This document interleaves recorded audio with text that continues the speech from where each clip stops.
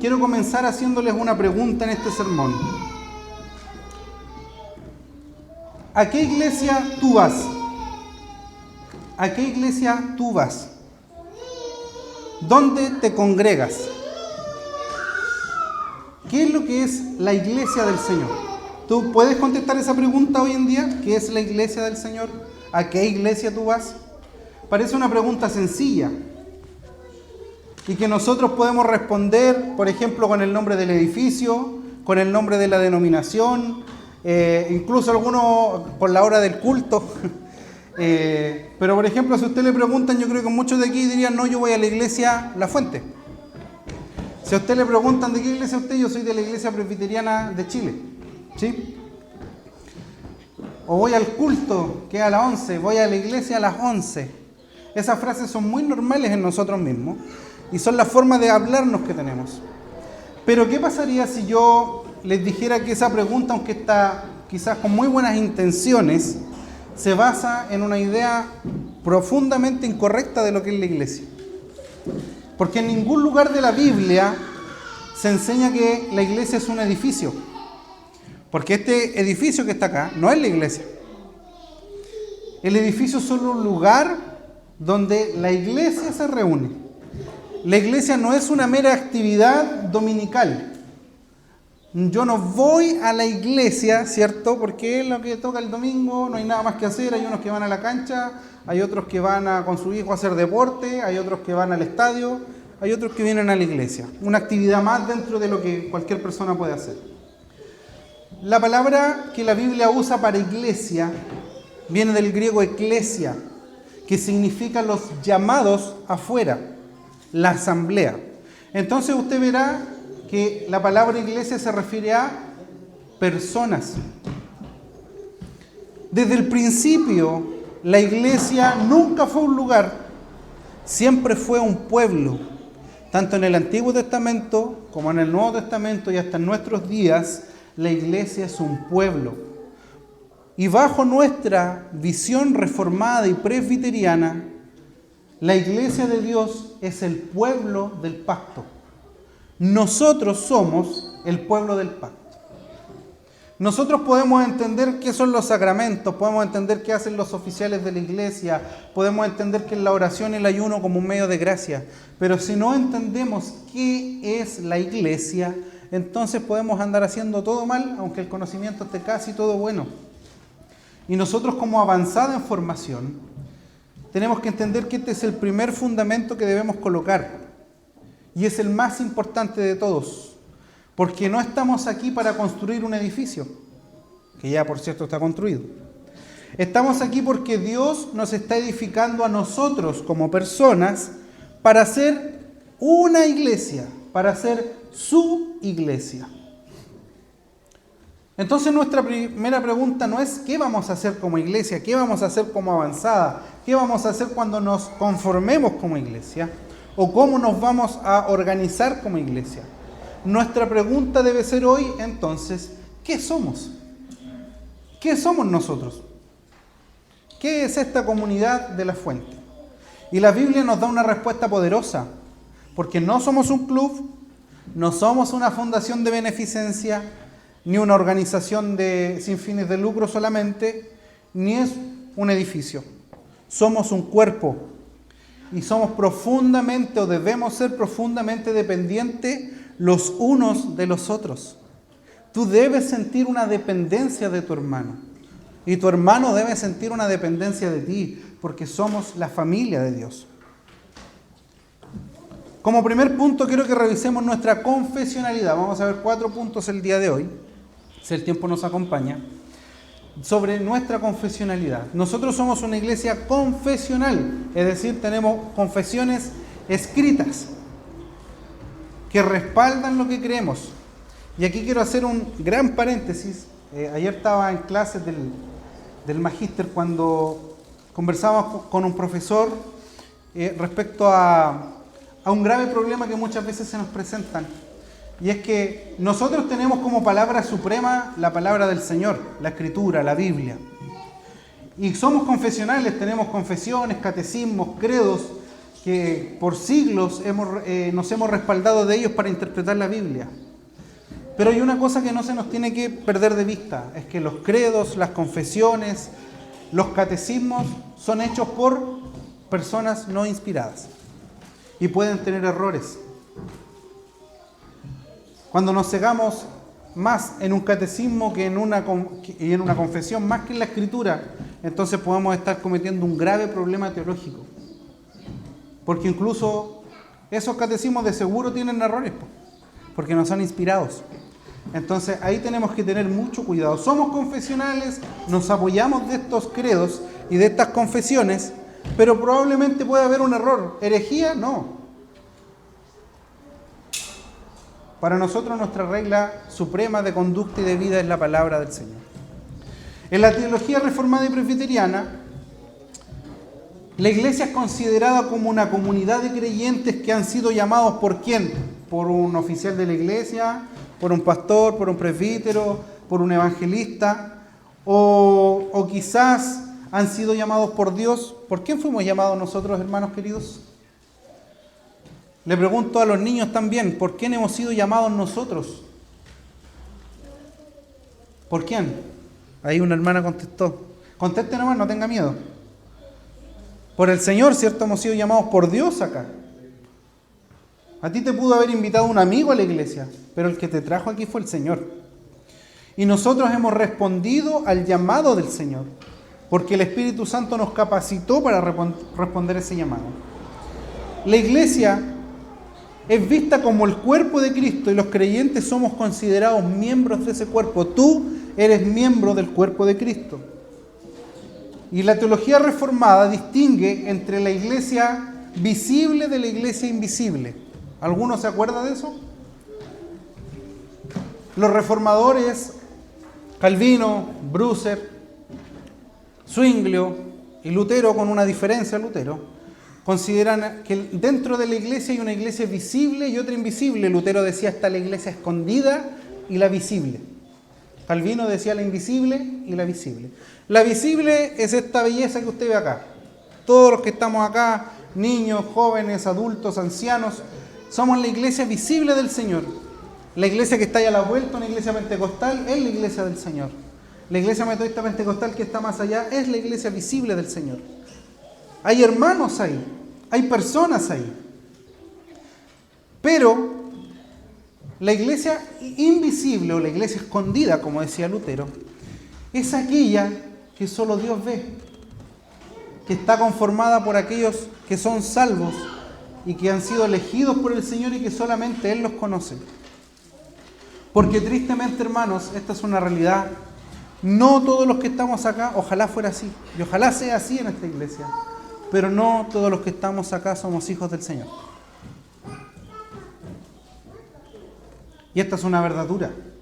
Usted puede llegar a la iglesia, cumplir con un año de miembro, pasar por 6 meses de catecúmeno, firmar el libro de miembro de la iglesia, llevar 2 años en la iglesia, llegar a un oficio en la iglesia, ser diácono, ser presbítero, ser pastor, ser moderador, tal, lo mismo. Y aún así no ser un hijo de Dios. La Biblia dice que por sus frutos los conocerán. Entonces la iglesia visible, recordemos Hechos, cuando Pablo manda a buscar a los presbíteros, ¿cierto?, de Éfeso para despedirse porque estaba seguro, lo vimos en la serie de Hechos, que ya no lo iba a ver nunca más. Y le dice, tengan cuidado de ustedes, primero, como ancianos de la iglesia. Tengan cuidado del rebaño. Y después le hace una advertencia al final. Dice, porque vendrán muchos, ¿cierto?, queriendo devorar el rebaño.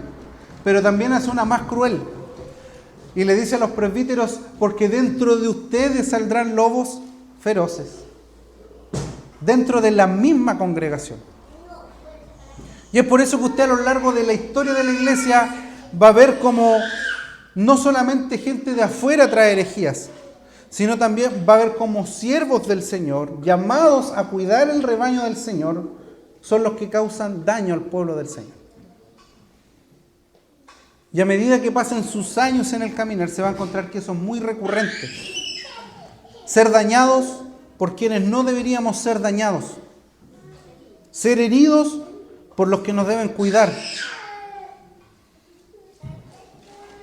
Entonces nos muestra ahí el Señor que no todos los que dicen Señor, Señor, heredarán el reino de los cielos, sino aquellos que hacen la voluntad del Padre.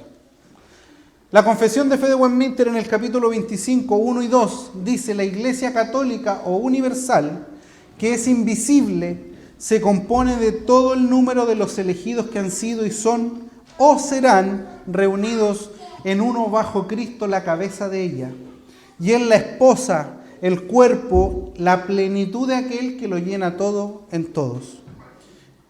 La iglesia visible, que también es católica o universal, bajo el Evangelio, porque no está limitada a una nación, como en el tiempo de la ley, Israel, se compone de todos aquellos que por todo el mundo profesan la religión verdadera, juntamente con sus hijos, y es el reino de Jesucristo, la casa y la familia de Dios, fuera de la cual, ponga mucha atención, no hay posibilidad ordinaria de salvación.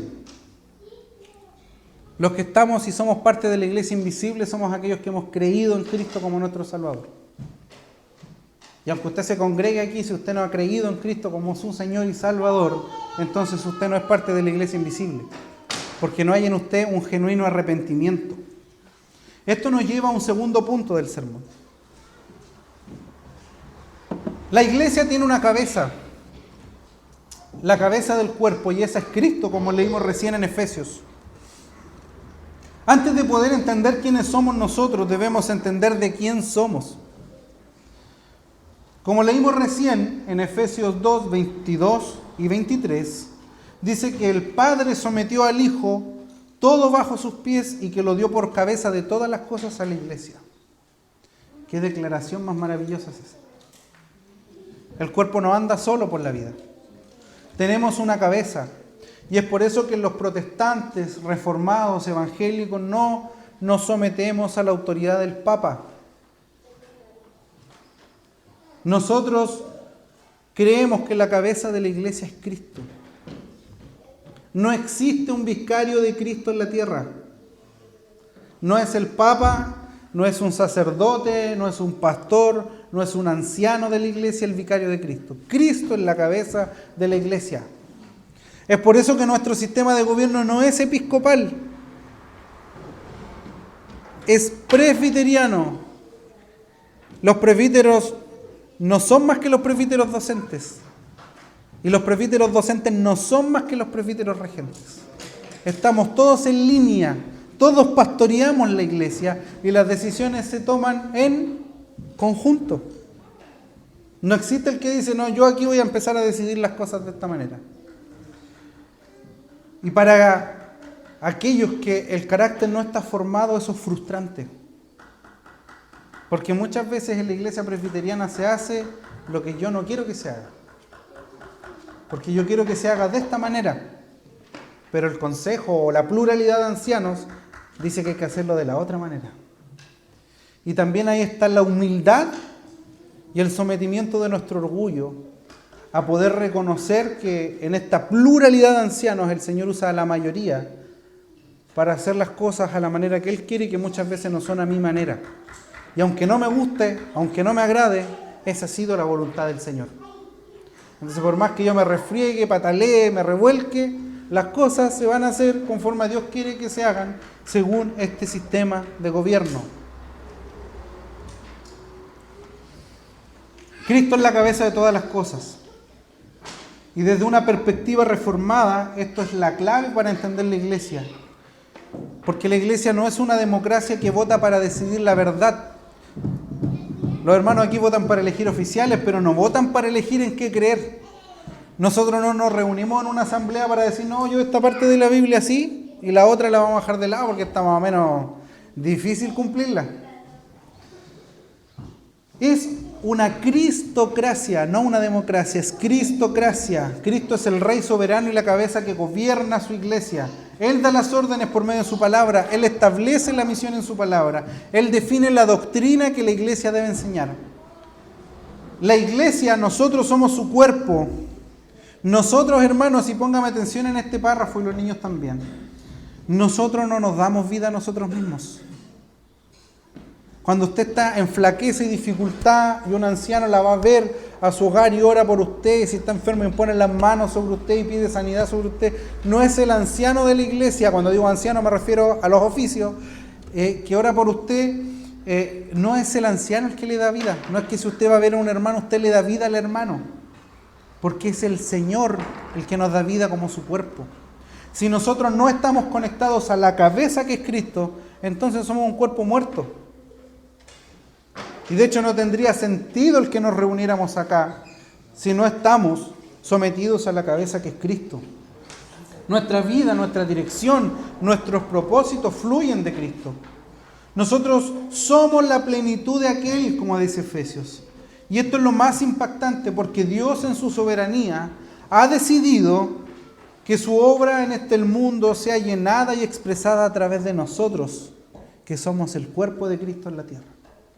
Seres imperfectos, pecadores. Entonces, ¿qué significa eso para nosotros? Significa que nuestra primera lealtad como una iglesia en formación, y después cuando ya no estemos en formación, no sea al proyecto de la fuente. La fuente tiene un proyecto para ser iglesia. No es a la denominación cristiana. Su lealtad no está a la Iglesia Presbiteriana de Chile. Usted es un miembro de la Iglesia Presbiteriana de Chile. Nuestra lealtad está a Cristo, que es la cabeza de su iglesia. Nuestra vitalidad no depende de nuestros talentos o de nuestros recursos, sino de nuestra conexión viva con Él. En muchas iglesias, yo de los poquitos años que tengo, 35 nomás, he pasado por varias iglesias. Espero no pasar por ninguna más. Y dentro de las que he pasado, he visto muchas veces donde personas por ejemplo, con dinero, no les gusta algo, se van porque creen que ellos quitan los recursos. Y que al quitar los recursos, la iglesia muere. Yo eso lo he visto en 4 oportunidades. Y le puedo asegurar que cuando la obra es del Señor, la obra va a continuar. Porque esta es su iglesia, este es su cuerpo. He visto líderes irse enojados, creyendo que la iglesia depende de ellos, de su trabajo, de su ministerio. Y si yo no me postulo más para esto porque no valoran mi trabajo, entonces no me postulo más y con esto van a aprender. Hermano, si tú no estás, la iglesia funciona igual. Porque la cabeza es Cristo. Y el problema es que los cristianos evangélicos no creemos en el Papa. Pero lamentablemente la iglesia evangélica de este tiempo se ha llenado de mini papas. Donde ponemos a hombres falibles en pedestales. Como si ellos fueran santos, canonizados. Y cada vez que ha pasado eso en las iglesias ha terminado mal. Porque lo ponga a la altura del Papa o un poquito más abajo del Papa, poniéndolo por sobre la iglesia como una cabeza, usted está quitándole el lugar a Cristo. Cristo es la cabeza de la iglesia. Ningún oficial es la cabeza de la iglesia. Cristo es la cabeza de la iglesia. Y la iglesia tiene que entender eso. Nos pasamos al tercer punto. Nosotros, la composición del cuerpo de Cristo. El hermano Carlos, el diácono Carlos, leyó 1 Corintios 12 y decía, porque así como el cuerpo es uno y tiene muchos miembros, pero todos los miembros del cuerpo, aunque son muchos, constituyen un solo cuerpo, así también es Cristo. Pues un mismo espíritu, en un mismo espíritu fuimos todos bautizados en un solo cuerpo, ya sea judíos o griegos, esclavos o libres, a todos se nos dio de beber del mismo espíritu. Si tú has conocido al Señor, si tú te has arrepentido genuinamente, entonces tú has sido bautizado con el Espíritu Santo. El Espíritu de Dios te une al cuerpo. Es por eso que el versículo 17 dice, ahora bien, ustedes son el cuerpo de Cristo y cada uno individualmente un miembro de Él. Y en una iglesia hay miembros visibles, o en un cuerpo hay miembros visibles, y hay otros que no lo son. Es cosa que mire su cuerpecito, ¿cierto? Usted puede ver los deditos, son muy visibles. Usted dice, si me llega a faltar una mano, yo no sé qué haría. Tiene sus ojos, usted dice, si me faltara un ojo, o ya cuando usted tiene avanzada edad y sus ojos fallan, no sé qué hacer sin mi visión. Pero ahí, y dice, qué importantes son los dedos, qué importantes son los ojos. ¿Usted se ha podido ver el corazón alguna vez? ¿Los pulmones? Nadie los ve. Bueno, el caballero de la morgue. Pero usted no se los ve. ¿Será el ojo más importante que el corazón? ¿Serán los pulmones más importantes que los dedos? ¿O los dedos más importantes que el pulmón? Todo es importante. Pero en una iglesia hay miembros que trabajan arduamente y que quizás nunca van a estar parados aquí. Que nunca van a ser presbíteros, que nunca van a ser diáconos, que nunca van a ser pastores. Pero a lo mejor su trabajo es uno de los más vitales para que el cuerpo de Cristo funcione. Porque nosotros cuando estamos acá no estamos trabajando por un cargo, por un oficio. Si hacemos algo tiene que ser porque queremos agradar al Señor. Si me preocupo por mis hermanos no lo hago porque quiero alcanzar un puesto, es porque quiero agradar a mi Señor. Si el Señor permite lo demás, a Dios la gloria. Si el Señor no lo permite nunca, a Dios la gloria, le sigo trabajando. Y es por eso que debemos entender que nosotros estamos unidos por el Espíritu Santo, como dice en Corintios, y no por nuestras preferencias. ¿Qué nos une a nosotros aquí en este local de reunión? Porque como ya dijimos, no somos un club social. No estamos aquí porque todos tenemos el mismo pasatiempo, o sea, justo coincidimos porque a todos nos gusta ir el domingo a la iglesia. Y nos encontramos aquí. No estamos aquí, menos porque tenemos todos la misma edad, eso está claro, ¿cierto? No nos une ni el mismo trasfondo cultural o las preferencias musicales, eso tampoco, nunca vamos a estar todos de acuerdo en lo mismo. Nosotros estamos unidos por algo mucho más fuerte, infinitamente más fuerte, y es por un mismo espíritu con el cual todos fuimos bautizados en un solo cuerpo. Si tú estás en esta iglesia es porque el Espíritu Santo te puso acá. Y es algo o alguna función tú tienes que cumplir dentro de la iglesia. Y aquí hay una cosa importante que destacar en lo que es una iglesia. La iglesia es una composición de miembros de un cuerpo, no de asistentes a la iglesia. Y la cultura de hoy en día, hermanos, nos ha enseñado a que los hermanos nos hemos vuelto consumidores de la fe, consumidores de la iglesia. Buscamos la iglesia que más nos guste, que más satisfaga nuestras necesidades, pero la Biblia no habla de eso. La Biblia habla de que somos miembros. Entonces, si tú y yo estamos viniendo domingo tras domingo a la iglesia, nos sentamos, escuchamos un sermón, cantamos, nos vamos a la casa y seguimos como si nada, eso se llama ser consumidores de la fe. Porque lo que tú aprendiste esta semana, debiera aprenderlo otro a través de ti. Porque tú debieras estar predicando de Cristo en tu trabajo, en tu vecindario, a tu familia que no conoce a Cristo. Porque otros debieran escuchar de ti. El cristianismo se expandió en Hechos. Vaya a leer Hechos nuevamente y se va a dar cuenta que no se expandió solamente porque los apóstoles iban viajando y predicando. Porque muchas veces cuando Pablo con sus discípulos llegaban, ya habían discípulos ahí. Recordemos cuando fue el avivamiento en Pentecostés. Hablaron en lenguas, en otros idiomas, y se esparcieron producto también de persecuciones. Y esos discípulos que no eran pastores, que no eran apóstoles, son los que evangelizaban en otros lugares. No les importaba tener una responsabilidad en la iglesia, les importaba que los que no conocían a Cristo entendieran que Él era el Salvador de aquellos que le confiesan. Entonces en la iglesia somos tú y yo, como hermanos, como hermanas. Y esto nos lleva al cuarto y último punto. El funcionamiento de nosotros, el funcionamiento de la iglesia, el funcionamiento de un cuerpo. Si somos un cuerpo, entonces ¿cómo se supone que tú y yo debemos vivir? Aquí es donde está esta verdad que se vuelve totalmente pastoral y práctica en nuestras vidas, especialmente para una comunidad en formación. Porque en el versículo 12 de Corintios, Pablo dice, y el ojo no puede decir a la mano, yo no te necesito. Ni tampoco la cabeza a los pies, no te necesito. Al contrario, los miembros del cuerpo que parecen ser más débiles, son los más necesarios, a fin de que no haya división en el cuerpo, sino que los miembros tengan el mismo cuidado unos por los otros. Y así, si un miembro sufre, todos los miembros sufren con él. Y si un miembro es honrado, todos los miembros se regocijan con él. ¿En qué puedo aportar yo en la iglesia? Yo no tengo ningún talento, yo no predico, tampoco me da la personalidad para hacer liturgia, no voy a hacer un estudio bíblico. Yo le aseguro que el Señor puso un don en su mano.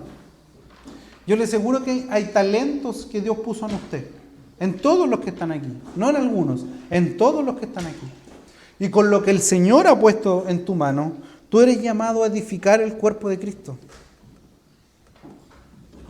Yo conozco hermanos y me tocó un tiempo, cuando era pentecostal, estar así, hermanos que toda la vida han acompañado a los pastores y a los oficiales a visitar. Toda la vida. Y ellos nunca han sido oficiales, nunca han sido pastores, pero siempre han estado preocupados, sin querer ser más. O sin entender que a veces les faltan ciertas cualidades para poder llegar a hacer eso. Pero con lo que son, sirven al Señor.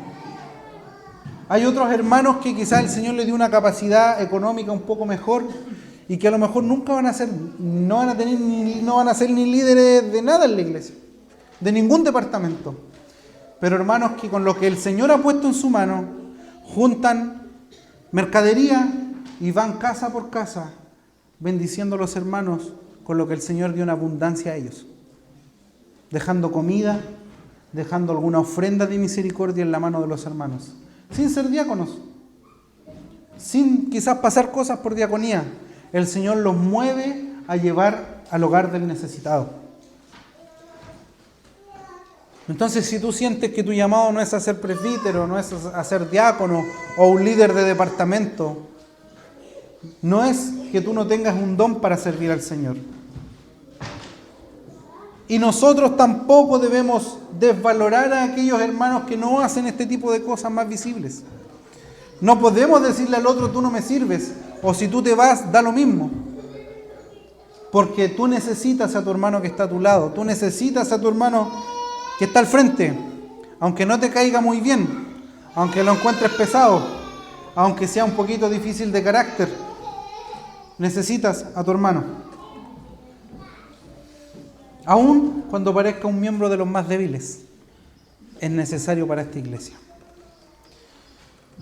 Tu presencia, tus oraciones, tu don de servicio silencioso, tu fidelidad con la obra del Señor, tu compromiso regular con contribuir al avance de la obra del Señor con tus diezmos, tus primicias, tus ofrendas, son absolutamente necesarias para el funcionamiento del cuerpo de Cristo, para que este cuerpo sea sano. Y como decía ahí mismo en Corintios, versículos 26 y 27, aquí no existen los cuerpos independientes. ¿Se imagina el corazón un día se levanta en su cuerpo con ganas de decirle al resto del mundo, ¿saben qué? Yo no te necesito. No necesito a ninguno de ustedes porque el cuerpo funciona por el puro corazón. Así que si yo paro, ustedes no andan. Así que de hoy día en adelante yo ando solo. ¿Podría vivir el corazón solo? No. Y un ejemplo quizás un poco más drástico. Si usted, el cerebro, por ejemplo, dijera, ¿sabes que yo no trabajo más? Para que ustedes aprendan cuán valioso soy yo. Eso se llama muerte cerebral. Y la persona muere, el cuerpo muere. No hay miembros independientes. No existe el que hace la iglesia solo. Porque la misma escritura en Efesios nos muestra que la comunidad de fe, a medida predicaba, los nuevos creyentes necesitaban reunirse con otros. Necesitaban juntarse con otros que creían en Cristo. Por eso la Biblia dice que si un miembro sufre, todos sufren con él. Si un miembro es honrado, todos se honran con él. Cuando aquí Dios toma un hermano para estudiar en el seminario, la iglesia debe sentirse gozosa. Porque el Señor está capacitando a un hermano. Cuando un hermano, no sé, está estudiando consejería bíblica, debe agradecer al Señor, porque a lo mejor sin pretender quiere ser un oficial, quiere hacer un diplomado de ser consejero para edificar la iglesia de Cristo. Todos dependemos y nos regocijamos. Así también duele la indolencia en la iglesia cuando estás pasando por momentos difíciles y no hay ningún hermano que llega a verte. Y aquí es importante recalcar que no solo los ancianos de la iglesia son los que tienen que estar preocupados por el cuidado de los hermanos. Somos los unos por los otros. ¿Hace cuánto no tomas tu teléfono y llamas a otro hermano?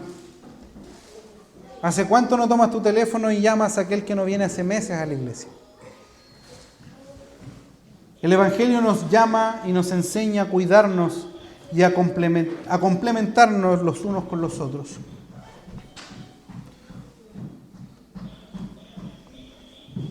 Para concluir, esta es una larga conclusión. El teólogo reformado Herman Bavinck, resumiendo el pensamiento de todos los padres de la iglesia, dice: los cristianos o la iglesia son el alma del mundo, el verdadero Israel, el pueblo bendito de Dios. Todos son sacerdotes, todos son miembros. Y han recibido el Espíritu Santo y su unidad se demuestra por su relación en comunión, el amor de hermanos y el compromiso mutuo de hospitalidad. Y si hay algo que caracteriza a la iglesia de este siglo, hermano querido, es la falta de hospitalidad. Hace poco nos tocaba como consistorio, de hecho esta semana, recibir un matrimonio como miembro de la iglesia, de la primera. Para que no mire para acá, no es de acá. Y yo les preguntaba, hermano, ¿qué es lo más lindo que encuentra y por qué se quedó en la Iglesia Presbiteriana de Chile? ¿Y qué es lo que encuentra más raro? Y dígame si usted no se siente identificado con esto. Me dice, el mensaje de la palabra, solo Biblia me cautivó a quedarme aquí. Pero hay algo que encuentro súper raro. Acá se demuestra mucho cariño en la iglesia. Todo, hermano, el Señor te bendiga después del culto, besito, abrazo, cafecito, galletita, todo muy lindo. Pero decía, nosotros venimos de una cultura evangélica donde vamos a visitar a los hermanos. Y nos hemos encontrado con que cuando nosotros nos acercamos a un hermano y le decimos, hermano, nos podemos ver, juntar, llámeme en la semana, mejor dejemos, que estoy muy ocupado, dejémoslo para el otro mes. Y eso no es solamente ellos que dicen eso. Son muchas personas que se han dado cuenta que los presbiterianos son muy malos para recibir a otros hermanos en sus casas. No hay comunión fuera del templo. Son muy pocos los que logran congeniar. Se juntan 2 o 3 familias y ahí queda, es el grupo. Pero hay hermanos que viven en la periferia de la iglesia solos. No porque quieran, a veces porque quieren, porque no les gusta compartir comunión en sus casas con otros hermanos. Y fíjese que lo que caracterizaba a la iglesia del primer siglo era que había comunión en los hogares. De hecho, el pan semanal, la cena del Señor, se partía todos los domingos en las casas. No había un templo como tal, porque recuerden que cuando ya los cristianos no van más a la sinagoga, se empiezan a reunir en sus casas. Por eso a la Santa Cena se le llama comunión. Comunión, todos juntos en sus casas. La pregunta 62 del Catecismo Mayor de Westminster dice, ¿qué es la iglesia visible? ¿Se acuerda algún catecúmeno? La iglesia visible es una sociedad formada por todos aquellos que en todas las épocas y lugares del mundo profesan la verdadera religión y por sus hijos. No es un edificio. Es la iglesia, los llamados afuera, la asamblea de Dios. No es un evento, es el cuerpo vivo de Cristo. Es un organismo que obtiene su vida de su cabeza y su cabeza es Cristo. Es un organismo unido por un solo espíritu, el cual recibió la iglesia en Pentecostés. Es un organismo donde cada miembro es vital e importante y necesario y están llamados a cuidarse mutuamente. Como iglesia en preparación, este es nuestro llamado. Tenemos la oportunidad de construir una cultura desde el primer día de formación que no se base en el consumismo religioso. Voy a la iglesia solo a escuchar, sino en la membresía de la iglesia, voy a la iglesia a aportar con lo que el Señor ha puesto en mi mano. No es individualismo la iglesia, es sino la interdependencia. Tú necesitas de tu hermano para hacer iglesia. La pregunta para nosotros hoy es, ¿vas a ir a la iglesia este domingo que viene? La pregunta es, ¿vamos a hacer iglesia la próxima semana como fuimos esta semana iglesia? La pregunta es, ¿cómo vamos a vivir conectados a Cristo? ¿Cómo vamos a vivir en oración y en obediencia a la palabra? Te pregunto, ¿cómo vas a funcionar tú como un miembro del cuerpo de Cristo? ¿A quién vas a llamar esta semana? ¿Por quién vas a orar esta semana? ¿Con quién vas a ir a sufrir o a regocijarte esta semana, sabiendo que tu hermano está pasando por un proceso? Esta nueva serie nos llevará a entender qué es una iglesia sana. ¿Cuál es la identidad de la iglesia cristiana, presbiteriana y reformada? ¿Qué creemos? ¿Cómo debemos vivir? ¿Cómo debemos funcionar según lo que la Escritura enseña? No una tradición, la Escritura. Pero para eso, primeramente, debemos entender qué es la iglesia de Cristo. Dejemos de pensar en la iglesia como una mera organización y por el poder del Espíritu Santo, empecemos todos juntos a ser la iglesia del Señor. Tú eres la iglesia del Señor. Al Señor sea la gloria por los siglos de los siglos. Amén. Les invito a ponerse...